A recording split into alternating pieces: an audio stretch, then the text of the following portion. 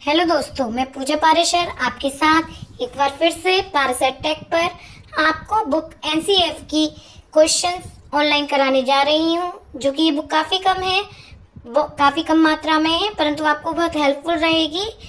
तो बिना देर करे हम शुरू करते हैं। और अगर आपको मेरा ये प्रयास अच्छा लगे तो अपने साथी दोस्तों को इसे शेयर करिएगा। मेरा पहला क्वेश्चन है इसमें, बच्चे की समग्र वृद्धि और विकास की नींव किन वर्षों में पड़ती है? इसका उत्तर है प्रारंभिक बाल्यावस्था के शुरुआती 8 वर्षों में। प्रश्न 2, 6 वर्ष की उम्र तक के बच्चे का मस्तिष्क कितने प्रतिशत भाग विकसित हो चुका होता है? इसका उत्तर है 85% से अधिक।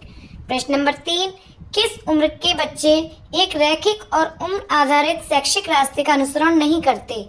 इसका उत्तर है 8 वर्ष से कम उम्र तक के बच्चे। प्रश्न 3, कितने वर्ष की आयु में आते आते बच्चे अपने सीखने के रास्तों को इख्तियार करने लगते हैं? इसका उत्तर है 8 वर्ष की आयु में।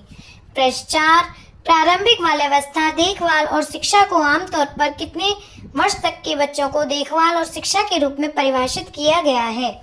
इसका उत्तर है जन्म से 8 वर्ष तक के बच्चों की। प्रश्न नंबर 5, बच्चे अपने घर परिवार के माहौल में कितनी उम्र तक बड़े होते हैं? इसका उत्तर है 3 साल की उम्र तक।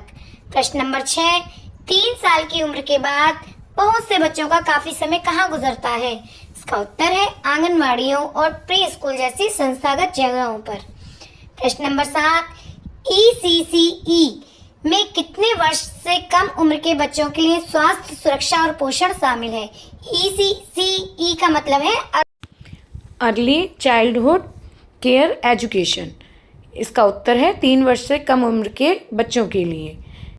प्रश्न नंबर 8, घर के माहौल में 0 से 3 आयु वर्ग के बच्चों के लिए उच्च गुणवत्ता वाली ECCE सुनिश्चित करने के लिए किस मंत्रालय द्वारा दिशा निर्देश या सुझावात्मक प्रक्रियाएं विकसित और प्रचारित की जाएंगी? इसका उत्तर है महिला व बाल विकास मंत्रालय द्वारा। प्रश्न 9, संस्थागत माहौल में मिलने वाली उपयुक्त गुणवत्ता वाली SCC सभी बच्चों के लिए कितने वर्ष की आयु में उपलब्ध होनी चाहिए? वही इसका मतलब है एजुकेशन केयर चाइल्डहुड एजुकेशन 3 से 8 वर्ष की आयु में। प्रश्न नंबर 10, आंगनवाड़ियों बाल वाटिकाओं और प्री स्कूल के प्रारंभिक बाल्यावस्था शिक्षा के कार्यक्रम कितने वर्ष की आयु के बच्चों के लिए आयोजित किए जाएं? तो इसका उत्तर है 3 से 6 वर्ष की आयु वर्ग के बच्चों के लिए।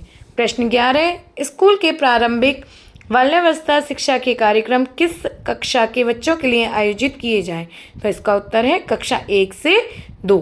अब हम चलते हैं प्रश्न नंबर 12, जो कि एक पेज यहाँ पे कंप्लीट हो चुका है। अगर आपको अच्छा लगे तो प्लीज़ आगे ज़रूर इसे बढ़ाएं, क्योंकि ये प्रयास सभी टीचर्स के लिए हैं। इसका एग्ज़ाम 17 जुलाई को होगा। अगर आपको ये मेरा प्रयास अच्छा लगता है तो सभी टीचर्स इसको कृपया करके आगे बढ़ाएं। हमारा प्रश्न नंबर 12 है, बच्चे की किस आयु तक ECCE में स्वास्थ्य सुरक्षा देखभाल और पोषण पर निरंतर ध्यान देना शामिल है? इसका वही उत्तर है 3 से 8 वर्ष तक की आयु तक। प्रश्न नंबर 13, किस आयु के बच्चों के लिए खेल आधारित शिक्षा खास तौर पर महत्वपूर्ण है? इसका वही उत्तर 3 से 8 वर्ष के बच्चों के लिए। प्रश्न नंबर 14, किस आयु के बच्चों के लिए ECCE में शुरुआती साक्षरता और संख्या ज्ञान का विकास शामिल होता है? उत्तर 3 से 8 वर्ष के बच्चों के लिए। प्रश्न नंबर 15, बच्चे की किस आयु के बाद बुनियादी साक्षरता और संख्या ज्ञान की उपलब्धि का आधार बनते हैं? इसका उत्तर 3 से 8 वर्ष की आयु के लिए। प्रश्न नंबर 16, समग्र शिक्षा के लिए किसका महत्व काफ़ी स्पष्ट है? इसका उत्तर है FLN का। प्रश्न नंबर 13, NAP 2020 की नई व्यवस्था में 5+3+3+4 के तहत 3 से 8 वर्ष की उम्र को क्या कहा जाता है? इसका उत्तर है फाउंडेशन स्टेज। और यह एक बहुत इंपॉर्टेंट क्वेश्चन है, इसे आप ज़रूर टिक कर लीजिएगा। प्रश्न 18, ECCE के संपूर्ण संदर्भ को लेते हुए संस्थागत सेटिंग में राष्ट्रीय पाठ्यचर्या की रूपरेखा का उद्देश्य क्या है? तो इसका उत्तर है फाउंडेशन स्टेज को संबोधित करना। प्रश्न नंबर 19, NCF संस्थागत सेटिंग किस पर फोकस करता है? तो इसका उत्तर है अर्ली केयर चाइल्डहुड एजुकेशन पर, वही 3 से 8 वर्ष की आयु तक। प्रश्न नंबर 20, घर का माहौल जिसमें परिवार पड़ोसी, रिश्तेदार और करीबी समुदाय के अन्य लोग, यह सभी किस उम्र के बच्चों पर काफ़ी महत्वपूर्ण प्रभाव डालते हैं? तो इसका उत्तर है 3 से 8 वर्ष से छोटी उम्र के बच्चों तक। एनसीएफ में कितने वर्ष से छोटी उम्र के बच्चों के संदर्भ में एसीसी की बात नहीं होगी? तो इसका उत्तर है 3 वर्ष से छोटी उम्र के। प्रश्न नंबर 22, एक व्यक्ति के विकास और समाज को होने वाली दीर्घकालीन फायदे में किसका विशिष्ट महत्व है? तो इसका उत्तर है फाउंडेशन स्टेज का। प्रश्न नंबर 13, नैप 2020 के अनुसार ईसीसी प्रत्येक बच्चे को कब तक उपलब्ध हो? तो इसका उत्तर है वर्ष 2025 तक।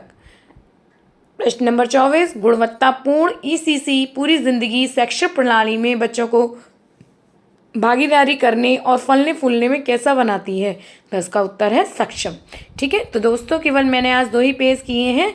डेली मैं आपको 2 पेज देती रहूँगी, और अगर आपको ये मेरे प्रयास अच्छा लगे तो आप प्लीज़ इसे शेयर करिएगा। तो मिलते हैं दूसरी वीडियो में, जब तक बाय बाय।